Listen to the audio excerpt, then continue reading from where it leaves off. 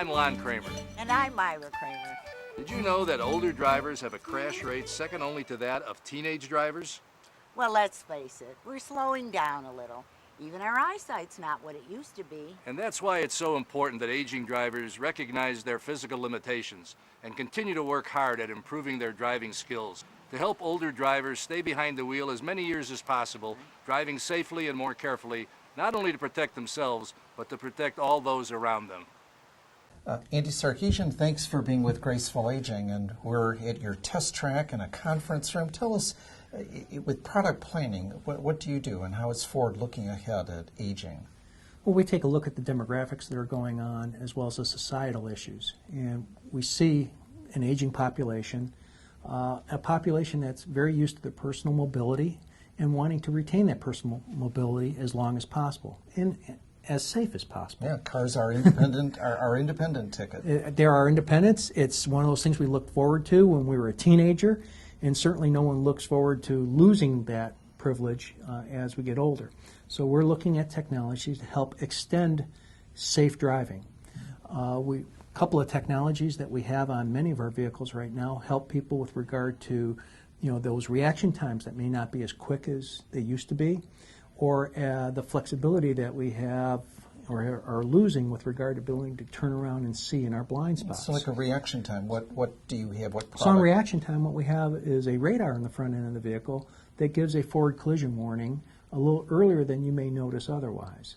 So it will notice the rate of convergence to traffic in front of you and give you a warning, both a light that lights up on the dash, sort of like a heads-up display simulating the brake lights of the vehicle in front of you, as well as a buzzer. So is that just to shock me into awareness, or does that put my eyes on the road of what's in front Since of me? that lights up high in a heads-up display, it's getting your attention forward. Okay. On a threat of you're closing in a little too fast on that traffic up there.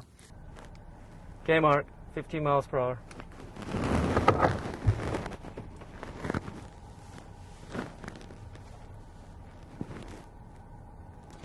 So we're on your test track. We're getting enough distance. That's being set at a certain speed. Yep. And now you're moving a little quicker.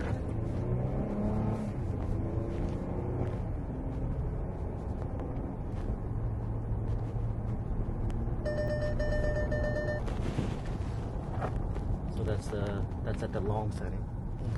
It also, because we find in research that people don't always put their foot on the brake pedal as hard as possible.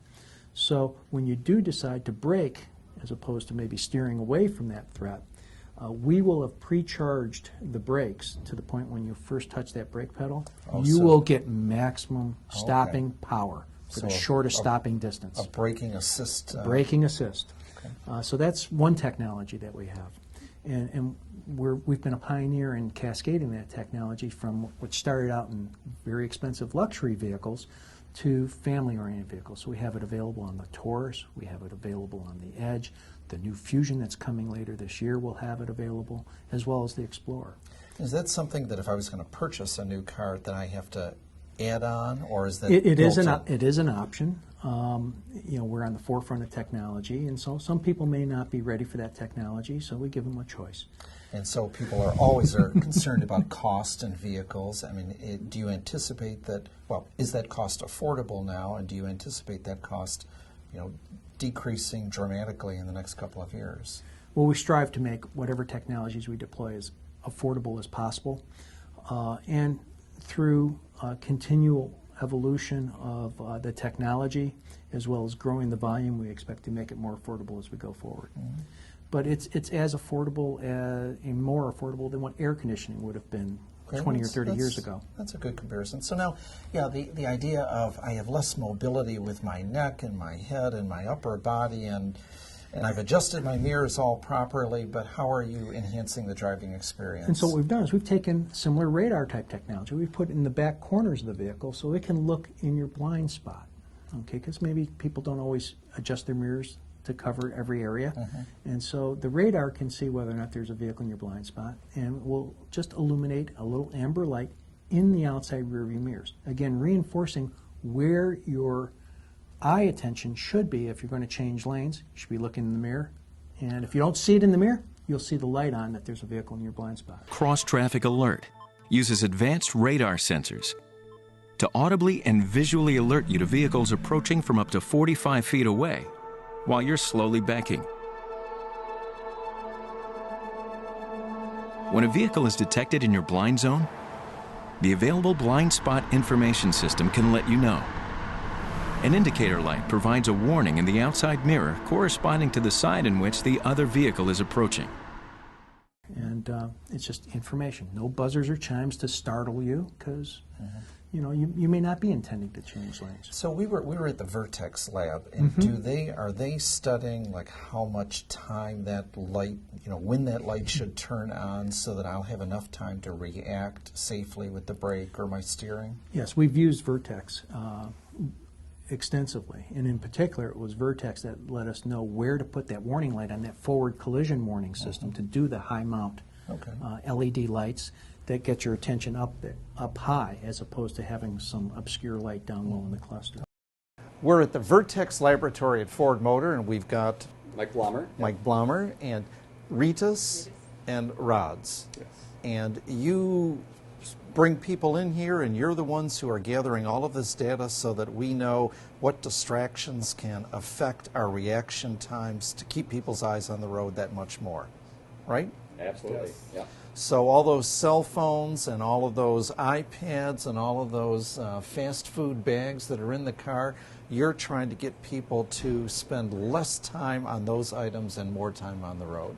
Right. Or if they do happen to use those devices, whether it's right or wrong, can we provide some benefit, right, with some of these active safety technologies to get them back and engaged into the driving environment to avoid those accidents? Yeah.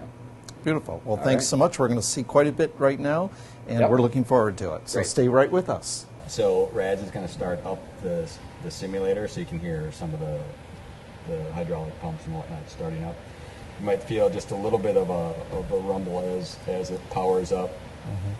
And then once that's all set to go and Rads has got the simulation started, he will turn off the lights of the dome. It will burn off the fog again, so you'll actually have an interstate we'll be driving on. And then take it from there. the results that you get then, are you, do you do the empirical analysis right here, or does that get shifted then to a different lab? It's a combination. We do quite a bit within our group as well, but we work very closely with, there's a human factors group that's in our department, and we work very closely with that group. So it's really kind of a combination of the two groups that do most of that type of analysis. Yeah, so we're involved from early on. What's the question you want to answer, because that helps us determine what type of driving environment do we need to simulate, right? Right. So you're setting up, you get the basic, this is what I'm testing, and then you put the testing condition into an empirical analysis that can actually then get some results. So our group is involved kind of the full, somebody comes in to say, I have this hardware, I have this warning system, I want to evaluate it, we need to generate this driving condition. Is that something that makes sense to do in Vertex? And if it does, then we work with them to, kind of get the specifics on it. And again, both within our group and the human factors, what type of tasks do we ask people to do, those types of things. The timing between the tasks. Once we get to the point of collecting data on a person, it's very kind of regimented. It's all laid out and automated as much as possible. What I'm going to do with you today is just very interactive, right? We'll have you go for a drive. I might have you read the numbers here for a little bit. We'll demonstrate a couple of the different lane departure warnings. Anytime if you want, you can drive. We need lights off and fog burned away. All right, so we are ready to go. So go ahead, put your foot on the brake and ready to drive. And then just, again, stay in the right lane. Speed.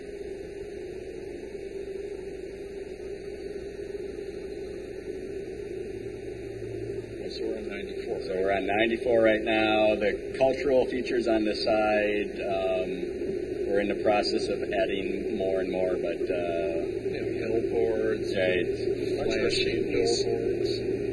So just watch your speed there. You're going about 85. Just like in my wife's and car. just let off on the gas.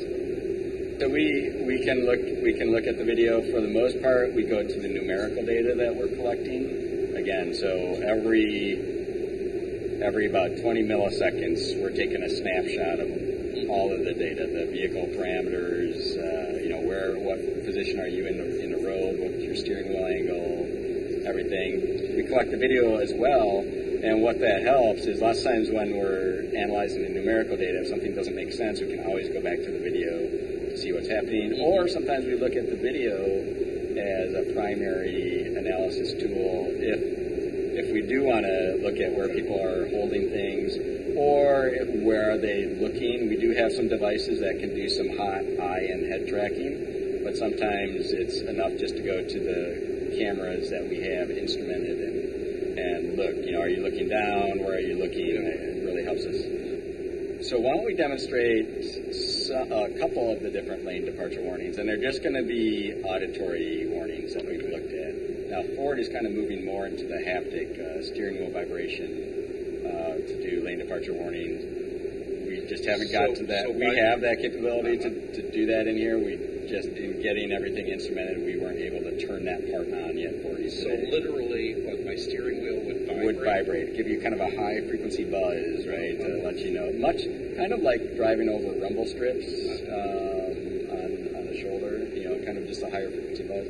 But once you get out of the curve here, if you just drift, say, off to the shoulder to the right, you'll get one of the auditory audio. All right, so we're going to drift over to the right.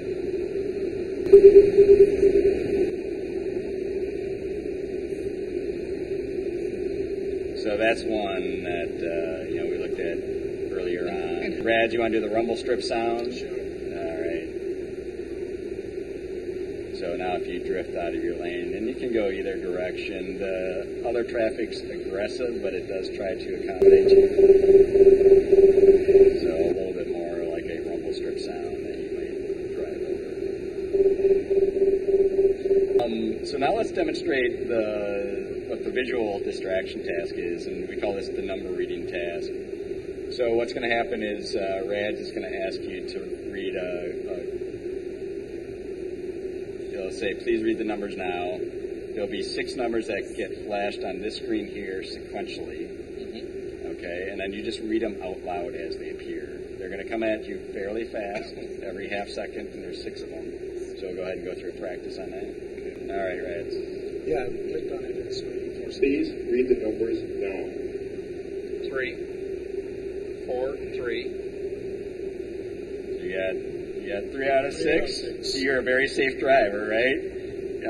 You don't want to take your eyes off the road very, very long. Let's try one more time. Yeah, we'll go ahead and do it again. Please read the numbers now. 5, 1, 3, 6, 8, 1. All right, very good. And then, so that's the distraction right here, reading those numbers. So, are you looking for, if I said more of those numbers, that's telling you that I've taken my eyes off the road for that many more seconds? Is that what that's right, telling well, you? so Rad, you can go ahead and start up the other part of this. Okay. But the idea, at least for example, doing the forward collision, is we want your eyes to be away from the road when the event starts happening, right? So this hopefully brings, now it doesn't work for everybody, right? So we do have different people with different performance, but we get a full range. I mean, you're definitely on the more safety, cautious side of things, but the fact of the matter is we get people in here that will bury their head down here for the full time if they need to. And so we just use this throughout the study, right? And then during one of these times, usually the very last thing that we do, something might happen, right? It's rough out there. More cars, more congestion, more accidents, and more older drivers trying to steer clear and avoid a bad situation. Everyone knows that demographics are changing. We're living longer, and drivers are getting older. 1 driver in 4 is 55 or older. At this age, certain skills begin to deteriorate. Vision, reflexes, flexibility, hearing. It's important for aging drivers to recognize limitations and adjust our driving habits. Please read the numbers now. 1, 5. There you go. Nice job. Good job. Okay, that's cool. All right. That brings it together. Now, you mentioned a third technology. What's that? Well, sometimes accidents aren't avoidable, and sometimes grandma and grandpa are being transported in the back seat of a car. And what we find is when we look at injuries and fatalities over the age distribution, we all know about teenagers and their risks. They're inexperienced, they're a little more risk-taking, they're not wearing their seatbelts as often as they should be. And we know about that end of the spectrum. They would deny it. But they would deny it. We all have great kids. Well, at the other end of the spectrum, we found a phenomenon where the fatality rates were going up with older people. Mm-hmm. And we did a little bit further, deeper study on it. What we find is most people do survive an accident. But what happens as you get older, your bones get a little bit more brittle, and there's a higher incidence of rib fractures. With rib fractures, it becomes painful to breathe. When it becomes painful to breathe, you have a higher risk of pneumonia, and therefore complications from pneumonia. Yeah, breathing and that can be life. serious. Mm-hmm. So what we've done is we've developed an option. It's a rear seat inflatable belt. So we've taken the combination of two technologies that are well proven. Seatbelt save lives, airbags save lives, and we put them together in one. And so in the rear outboard passengers of the Explorer, of a Flex, or of a Lincoln MKT, in an accident, the shoulder harness portion of the airbag, of the seatbelt, will blow up into like a sausage shape. And what that does is it distributes loads over a 5 times greater area than a conventional seatbelt. It takes the slack out of the system, it distributes the loads, and what it does is it greatly reduces, virtually eliminates the risk of rib fractures. The belts protecting these crash test dummies demonstrate a world first, the introduction of an automotive rear inflatable safety belt. By having an inflatable seat belt in the rear seat will add additional protection for the rear seat occupants. In the blink of an eye, vehicle sensors will determine the severity of a crash. If required, each belt's tubular airbag inflates with cold compressed gas that flows through a specially designed buckle. The belts would inflate at a slower rate than a traditional airbag and help control head and neck motion for rear seat occupants, including the more vulnerable passengers, young children, and the elderly. Ford's inflatable belt helps spread crash force protection over 5 times more of the body to enhance head, neck, and chest protection. Oh, so instead of that belt digging into a rib cage or burning a rib cage, it's a little bit softer, but yet it's safe? It's safe. The other neat thing about it is because it's a little bit padded in the belt, it's more comfortable to wear. How often do you hear people say about, oh, the belt's a little uncomfortable, it's digging into my shoulder. It's a little bit more padded. We've got research from people who told us it is more comfortable. The inflatable belts could also help increase the relatively low rear belt usage rate, as Ford research participants say it is more comfortable than a traditional belt, with more padding and smoother edges. That's really important because we need to encourage people to wear their seat belts, and not many people in the back seat do, only about 60% do, and we really want to get everybody buckled up because that truly does save lives. The neat thing about it, though, is what about my grandchildren? You're putting an airbag where children could be seated. Right. The neat thing is we've tested it with child seats, with children, with sleeping children, their head on the belt and the whole bit. Because the bag is already where it needs to be. It doesn't need to be this powerful explosion coming into people. It just goes puff, sort of outward. And so it's safe for children as well. Okay, so this belt is not puffed out as I'm wearing it, but it's a softer pad as I'm wearing it. And then it expands in an accident. Okay. And does it take the same impact to, say, generate the airbag? So if the airbag pops in the front, in the rear seats, if I'm wearing that seat belt, it's going to pop that. Absolutely impact? correct. It's the same thing. Well, that sounds like a great little addition. And again, in terms of cost and expense, it's extremely affordable. It's an option because not everyone puts a lot of people in the back seat. It's under $200. $200 to save a rib fracture. That's well worth it. We provide value to people. We're not just throwing technology that's expensive. It's extremely affordable. Now let's look even further ahead for a second. So you've got those three technologies that you're working on and perfecting, and they're available. What do you see going out as this big aging boom occurs, and you've got so many more drivers who want to drive? What are you looking ahead to? Well, the present state of the art where we're at right now is we're mixing the driver and technology together, where we're providing assistance to the driver and the driver's making the decisions.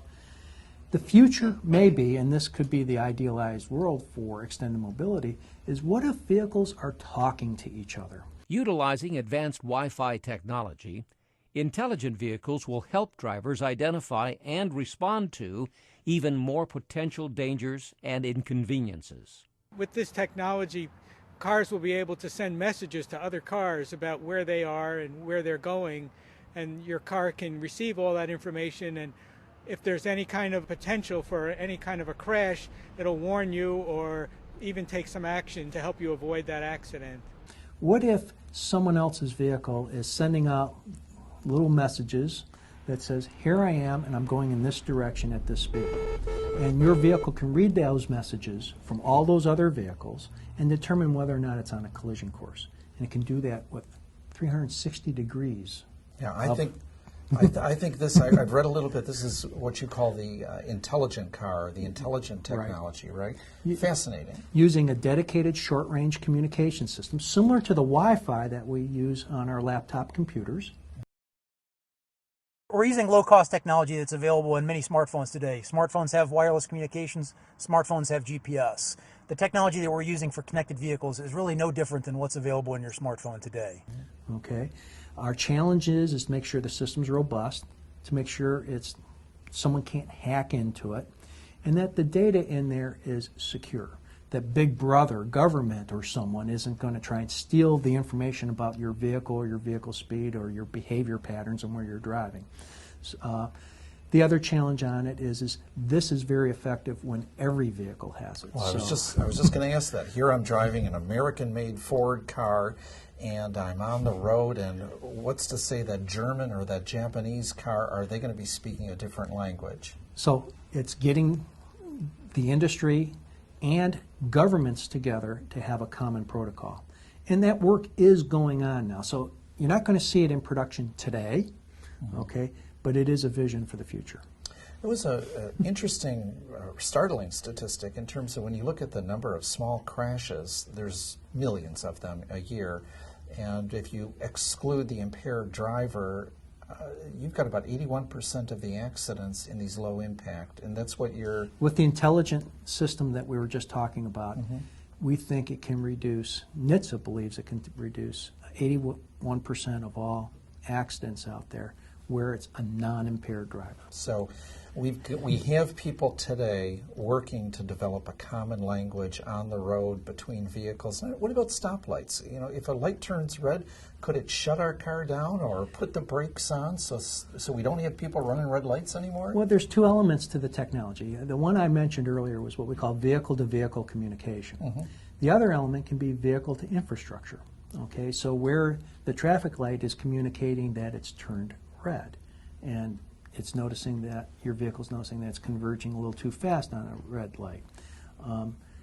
Vehicle infrastructure. Now, the challenge is funding the infrastructure part of it, because there's lots of intersections. Who's going to pay for it and how?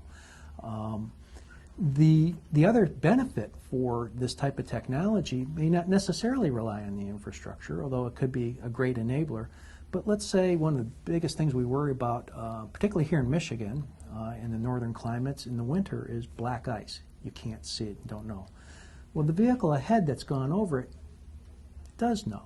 And what if it can drop like a little cookie crumb right there and to let other vehicles know, hey, there's black ice here.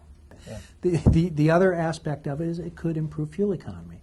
If vehicles can, you know, we aren't building a lot more roads, so things are getting more congested. If vehicles can travel safer in a tighter manner, maybe do a little drafting, they could get better fuel economy. Or that infrastructure being able to time that light better. Better fuel economy. Yeah, fascinating improvements that can be made. You know, here's a question that people have, because I know in a lot of vehicles now, if I drift over to the right too far and I cross that white line, or I drift over the median lane, I get either a shake in my steering wheel or I get a little beep that comes out. How does that work? We just launched that feature on the 2013 model year Lincoln MKS and Lincoln MKT, and we'll be adding a couple of other products for it, like the Fusion and the Explorer. What it does is there's a forward-looking camera that looks out on the road. It reads the lines on the road, and as the vehicle starts to drift, it will vibrate the steering wheel to let you know. Our vehicle will also give you the opportunity to tug you gently back into the lane. Driver remains in control all the time. You can always steer and choose that, no, this is an emergency maneuver. Our system's calibrated to know that, hey, this is an emergency maneuver. It can tell by the rate of change. So it's the little camera in front of the car? It's the camera. It's actually located next to the rear view mirror in the glass. And so for some vehicles, it clicks up an alarm or the shake? In our vehicles, it's a discrete vibration of the steering wheel. Only the driver can feel it, because there's still a driver in control and can choose it. The other thing we do is we'll look at not just the short amount of times are you drifting out of the lane, but look over the period of the trip. And if the driver seems to be constantly bouncing off of the lanes, that may be an indication of being tired, sleepy, drowsy, and will indicate an alert that says maybe it's time for a coffee break. Well, and maybe right now it's time for a coffee break, because we're going to see a lot more. Thank you so much for this good information. My pleasure. Stay independent and stay on the road safely.